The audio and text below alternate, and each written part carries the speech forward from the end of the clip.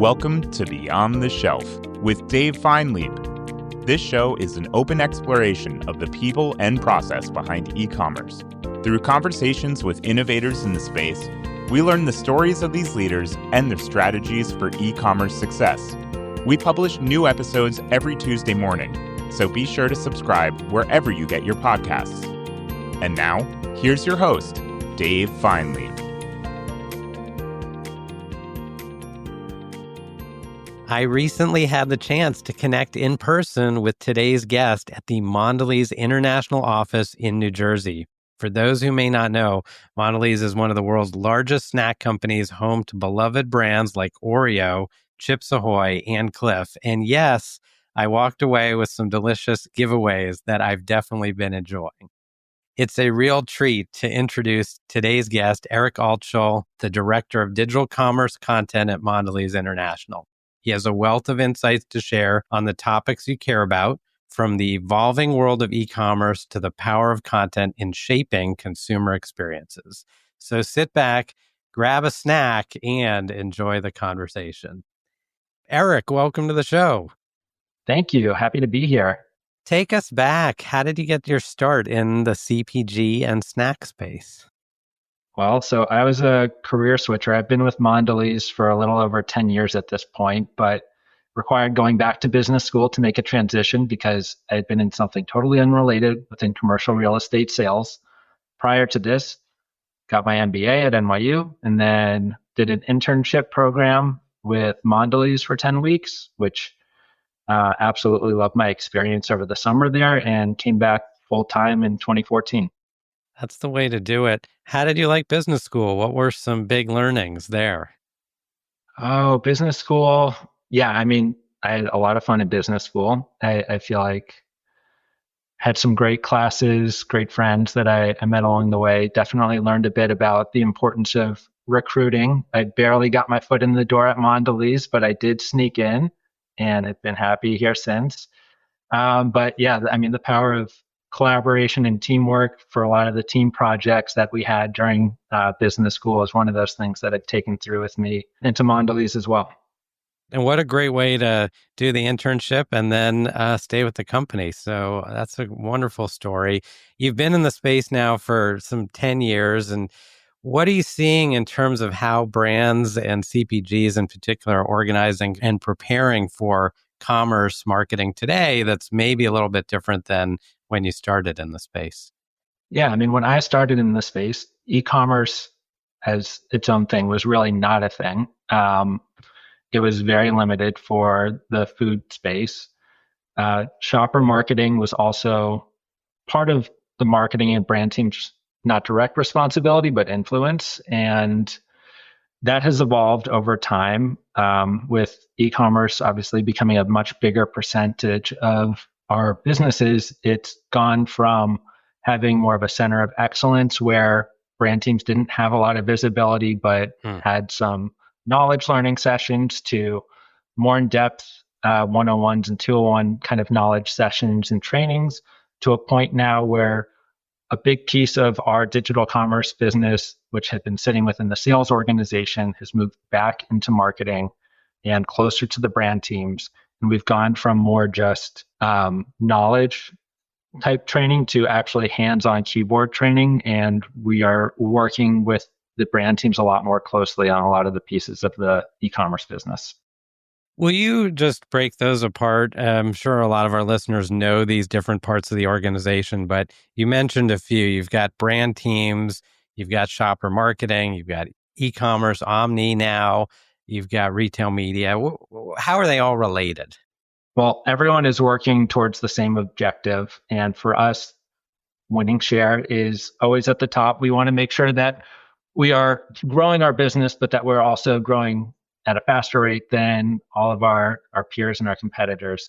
Yeah. So we're all focused towards the same set of objectives. And it's really the brand team that initiates and starts the overall brand strategy at an individual brand level. But then you also have the sales teams who are planning around at the customer level on how to build a growth strategy that supports their customers. Because at the end of the day, we win when our customers are winning with us. So we want to make sure that we're building plans that are supporting the category growth as well. But when it comes down to it, we have the brand teams that are responsible, and think of them as our marketers who are building the growth plans and largely executing the above the line growth plans, anywhere from forecasting, hands-on and managing the business, working with our consumer insights team, to building the communication strategy with our agency partners.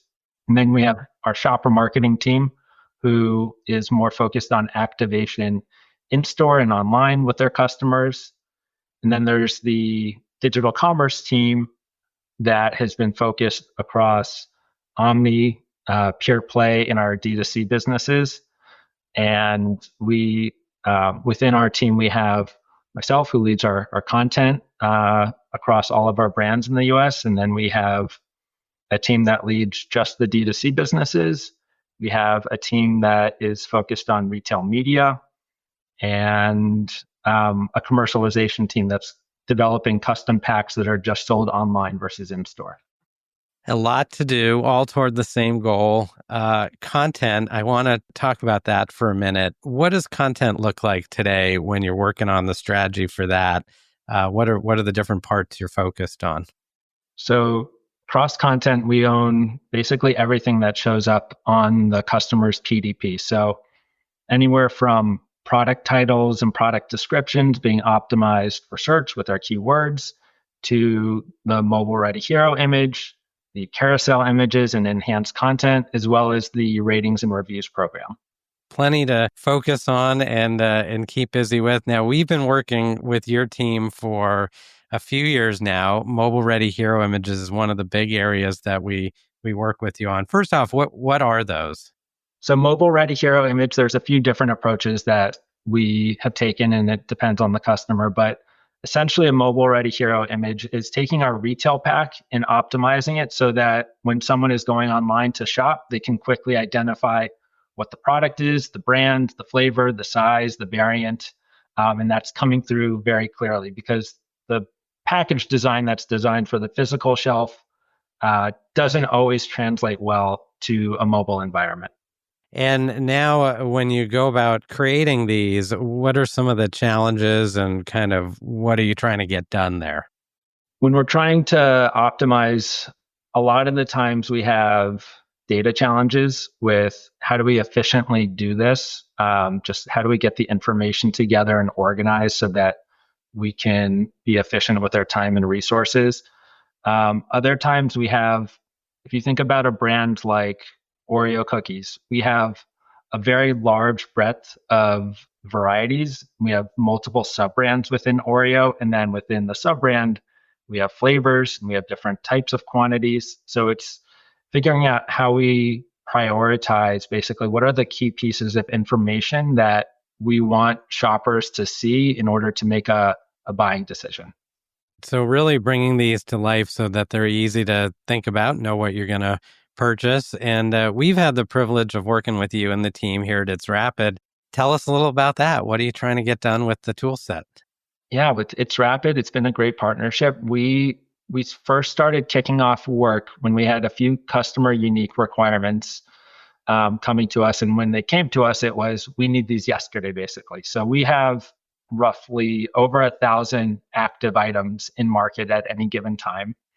And there was a unique requirement where we wanted to basically be able to produce a hero image that also had text highlighting the flavor and the quantity, and also matching the color that was unique to the product.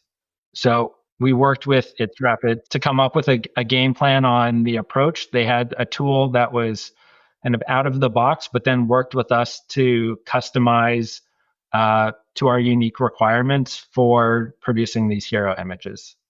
And when you talk about sort of these brands and sub-brands and the data, that's all in a PIM solution, product information management. Where does the data come from, and then how does that translate into these images? So the data starts from the brief that marketing is developing when they're launching a new item. It goes into our upstream data systems. So we have other people who are owning the data in terms of bringing it into our upstream data, and then it's flowing down through our PIM. And then from our global PIM, we also have a local syndication partner that we work with that helps pull all of the product data together. When people are inputting this information upstream, there's not 100% consistency on the approach. So by the time that it gets to our syndication partner and to us to develop the content, that's where there's sometimes some additional manipulation that's needed to cleanse the data. You got this data, you want to produce these outputs, you've got your PIM, and will you just kind of talk us one more time through what's the magic that then enables that with this tool set to produce the images? And 1,000 products is a good size scale to have to work with. So once we get to a place where we have cleansed the data and we have the consistent approach, so let's say we want to have always the flavor and not necessarily the sub-brand or the variant included in our text description that shows up with the hero image. Once we get to that point, we're able to develop an export and load it into the It's Rapid platform, where it's taking and marrying up our traditional mobile hero image with the product data and outputting for us a composite of this information into a visual hero image that we can use. Amazing. Now, the other thing in this category is you're always getting these new flavors and new product innovation. How does that fit into kind of the cycle of whether it's mobile heroes or other kinds of content that you need to produce during the year? Well, we are in a constant cycle of launching line extensions, flavor innovation, platform innovation. So it's something that it's not something that happens in January and then we wait around and maybe we focus on optimization. It's a constant cycle throughout the year. And there is a little bit of category specific in terms of when our cookie items tend to launch versus when our confections items launch, we also have Halls, which launches on a different timeline. So we have launches constantly happening throughout the year. And then on top of that, the fun part is also when we do graphics updates, which can happen off of the retailer cycle, but is something that impacts a lot of products and requires a lot of refreshes and updates throughout the year. Are there any, obviously we had the Super Bowl where you had amazing advertising and creative. I love those. I have some fun questions about that in our wrap up, but what are some of your favorite times of year to work on and kind of how do you balance the sort of the traditional tentpole events with the rest of the content that you got to create? I mean, for me, most of our exciting like big bet launches are happening at the beginning of the year. So it's exciting because at any given time, I'm thinking like right now we're in 25 execution, but we're starting to think about 26 and 27. As we get to the end of the year, I'm living in multiple years. So it's exciting when we see this actually show up on the physical and the digital shelf. But it happens throughout the year. I wouldn't say that there's necessarily a favorite time, but I mean, you have the March timeframe, which is big for us. But then when we get into our seasonal business, having and seeing our candy and innovation products show up when you go trick-or-treating is another one of those fun places where you just run into the work that you're doing during the year. I love it. This is great and such a great product lineup. Any recent new product introductions or innovations that you're especially excited about? Oh man, it's hard to pick favorites. I would say that the Post Malone Oreo that recently launched last month was really exciting to work on behind the scenes. And if you look at the consumer reviews that are posted online, a lot of love for that product as well. It's one of my favorite limited editions that we've launched. Is a very cool collaboration. And then on the other front, I'm pretty sure it just launched, so I can talk about it. But the Sargento, we have a partnership with Sargento where we launched a new Sargento cheese bake cheese crackers that is just hitting shelves now, and it's a really great product. Definitely, when you have a chance, when you see it in store or you see it online, pick it up, try it out. It's delicious.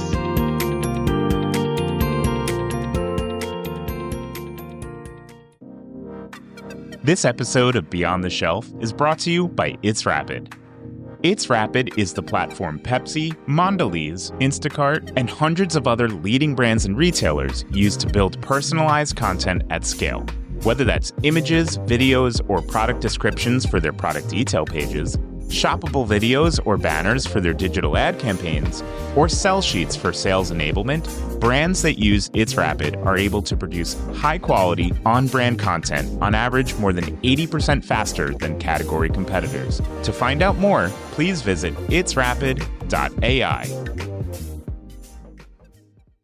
Now, when you get to work on these behind the scenes, do they give you some product that you get to sample, or you have to wait like the rest of us to actually try the product out? So it's a funny question. Or you can't tell us. I was on our sales sampling plan where customer teams will receive a case of product so that they can go sell it in. I asked to be on it so that we can take pictures of our product early on, but they literally send you a whole case of this product, and we launch dozens of products. So I started to accumulate a whole stockpile of inventory in my small office here. So I pulled myself off of this list basically to help myself. But we do sometimes get access to some of the samples in the office ahead of time, and it's one of the exciting parts about working in this. That's awesome. That's a fun part of the business. I want to zoom out a little bit, talk about digital shelf, omni. Will you tell us, we talked about kind of how the org structure is changing. We also talked to us about, how do you focus on in-store, what's online, keeping those consistent, and where does that play into your content strategy? Well, we're always looking at, again, share as one of those guiding principles for how are we doing. So we will look at how is our share performing in store, how is it doing online, and we try to identify focus areas based off of if we're doing really well in store or we're doing a little bit better in store, but online is lagging. That tells us that there's something that we need to fix. Content is not always the fix, but it can often be part of the solution.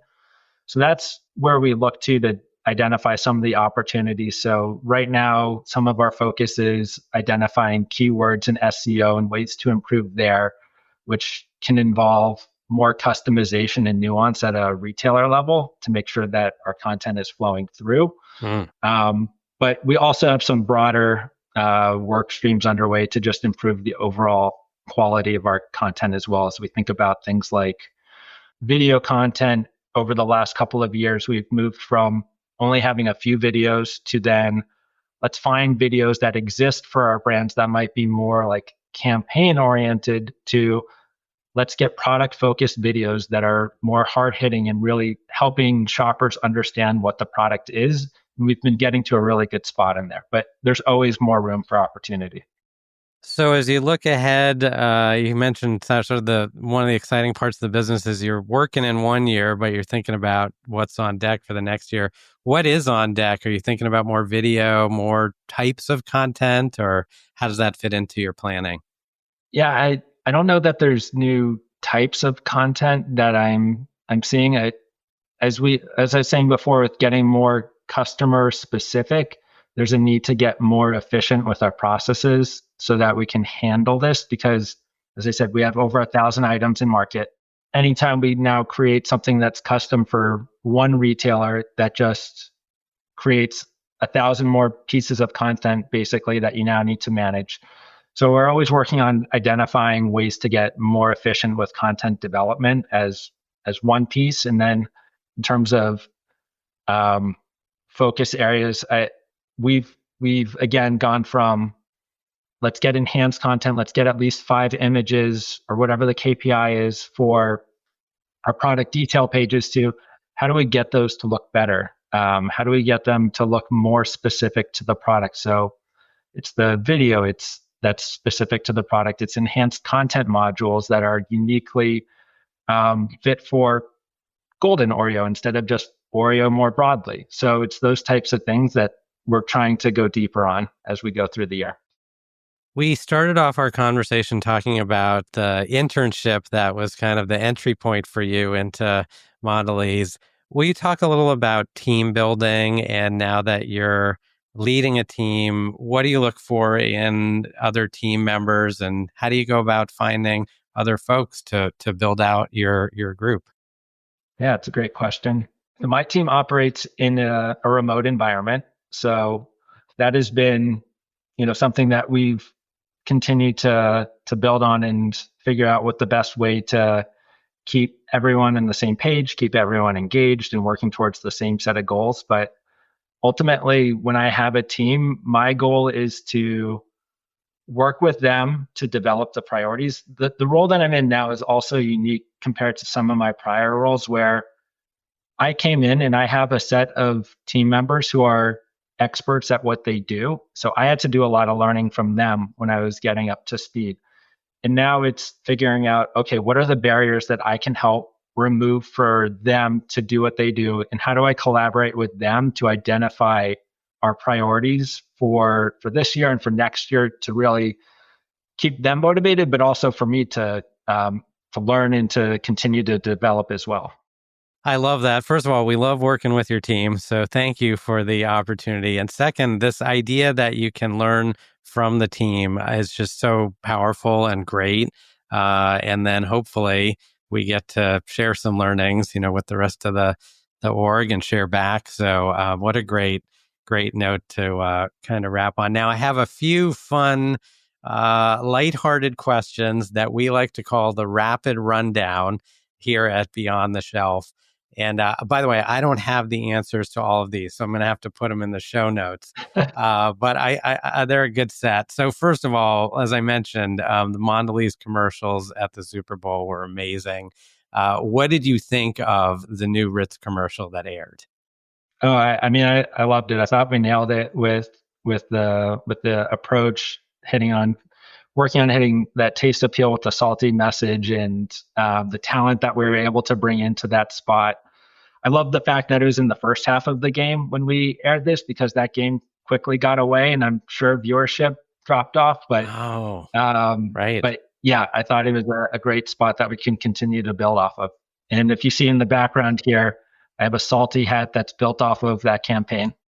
I love it. Part of the content and also great point on the timing. Also so important as part of doing it. And the other thing I like about the Mondelēz commercials is they're fun and just kind of, this nice lighthearted approach. And then, of course, as you mentioned, you get amazing talent and great products. So now savory snacks or sweet snacks? Tough one. I go towards savory for my own benefit, but I grew up as a Wheat Thins household. And then the first brand that I came into, I was on Triscuit. I've had an opportunity to go back to Wheat Thins on the brand side. So I'm going to have to side with savory on this one. All right, savory it is. This one may be challenging. What year did Cadbury, also a Mondelēz brand, create the chocolate egg? I don't know the answer to that. If you had asked me, some of our other brands that are more US centric would have known, but I'm going to throw out sometime in the 50s or 60s for that. But I can tell you, I don't know if we've changed the ad creative, but I have early childhood memories of seeing the same ad spot that works really well in the US that they rerun every year. And that's how you know Easter is coming. 100%. The thing about some of these brands and Cadbury and the chocolate egg in particular, almost doesn't matter what year they were made in. They're just so classic, and they're such a part of the, like you said, part of celebrating and Easter and so on. So it's a great one. Which Mondelēz brand is best known as the breakfast biscuit? Oh, that's easy. That's BelVita for us. Absolutely. I know those from the mobile heroes. I can picture them right now. So those are good ones. Here are a couple lighthearted yet more serious ones. The best career advice you've ever received. I feel like this is maybe more life advice, but it's kind of rooted in the power of kindness and empathy with people, just general appreciation for what they do and how you interact with them, and just being generous with your time and your understanding for for them, I just try to practice that, and it's helped. You work with a lot of cross-functional team members. Any given day, they're going through their own thing. They have their own set of motivations as well. And just developing relationships and partnerships starts with that. Biggest career lesson you've ever learned?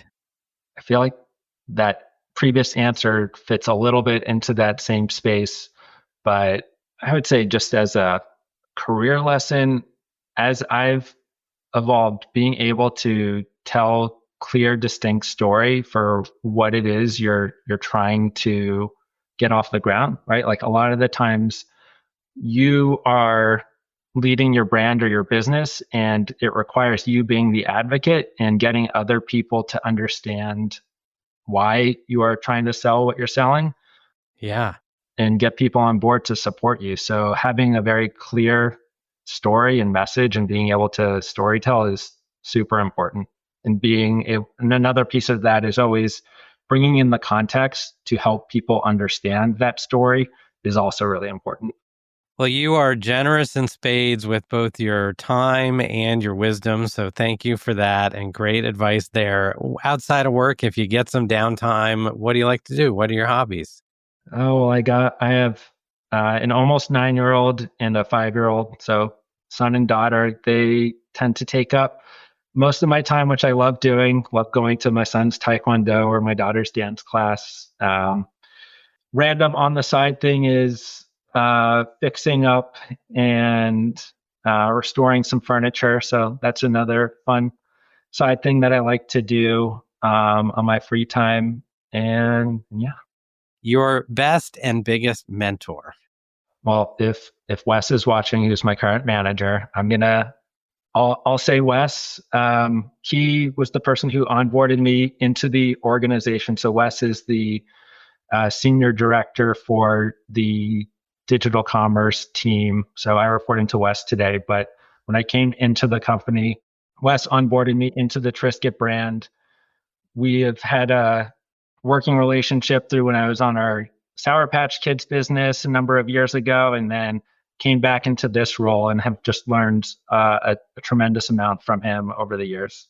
That is incredible. I am super pleased to hear that. And having those long-term relationships is just so important. And when you can have them, it's amazing the kind of the learnings and the work you can do. So that's a great one. Well, Eric, thank you so much, first of all, to you and the whole team at Mondelēz for taking your time with us, sharing your insights. And I hope you'll come back on to Beyond the Shelf. Oh, it's my pleasure. Had a great time. Thank you.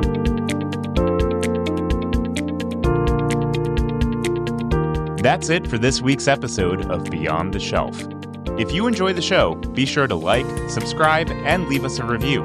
It really helps us grow. And feel free to share us with your colleagues so they too can hear weekly perspectives from the brightest minds in e-commerce. You can also check us out on LinkedIn, where we post clips from each episode, share Dave's takes on breaking industry news, and much more. Beyond the Shelf is a production of It's Rapid. Our host is Dave Feinlieb, and our producers are Sean Levy-Ashvili and Jake Musiker.